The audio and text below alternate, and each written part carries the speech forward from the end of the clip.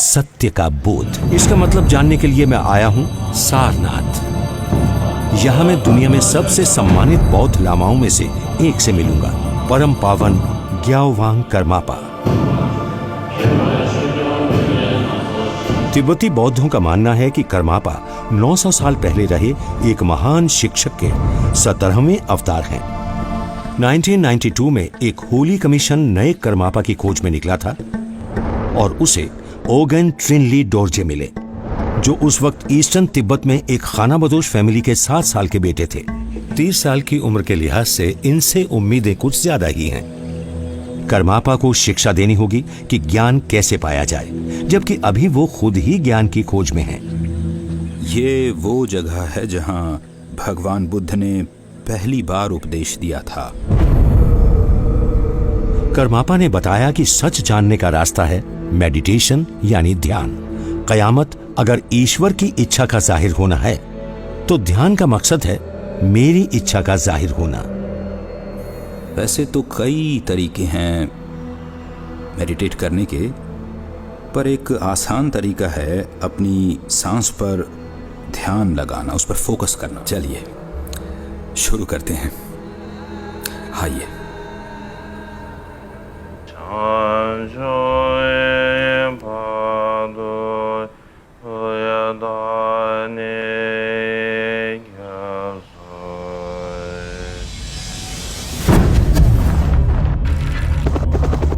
दिमाग को यादों, ख्यालों और भावनाओं से अलग रखना बहुत मुश्किल काम है। सिर्फ अपने होने पर ध्यान लगाना। शोरगुल शांत होने के बाद जो बचता है उसे देखना।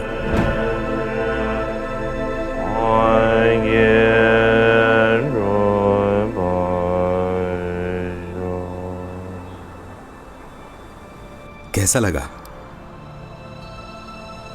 ब्यूटीफुल है ना? यस। धन्यवाद। मैं एक फिलोसॉफिकल क्वेश्चन पूछ सकता हूं? फिलोसॉफिकल? चलिए पूछिए। ये सवाल है पश्चिम वालों की सोच के बारे में। हाँ। कयामत के बारे में। दुनिया का अंत, जीवन का अंत। बौद्ध धर्म में ऐसी कोई चीज है जब हर चीज थम जाए और इस दुनिया का अंत हो जाए और फैसले का दिन आ जाए? देखिए, हमारा मानना है कि रोज कहीं ना कहीं एक यूनिवर्स की एंडिंग दूसरे की बिगिनिंग है। मगर ऐसा नहीं है कि ये प्रलय या फिर कयामत जैसा है। No judgement day. No judgement day. ये शायद थोड़ा सा अलग है। तो एक्चुअली आप ये कह रहे हैं कि आई थिंक एंड कभी नहीं आता, बस चेंज आता है। हाँ, चेंज। एक चीज खत्म, दूसरी शुरू। देखिए, पूरी तरह से अंत जैसा तो कुछ होता ही नहीं है। हाँ, धन्यवाद। Thank you.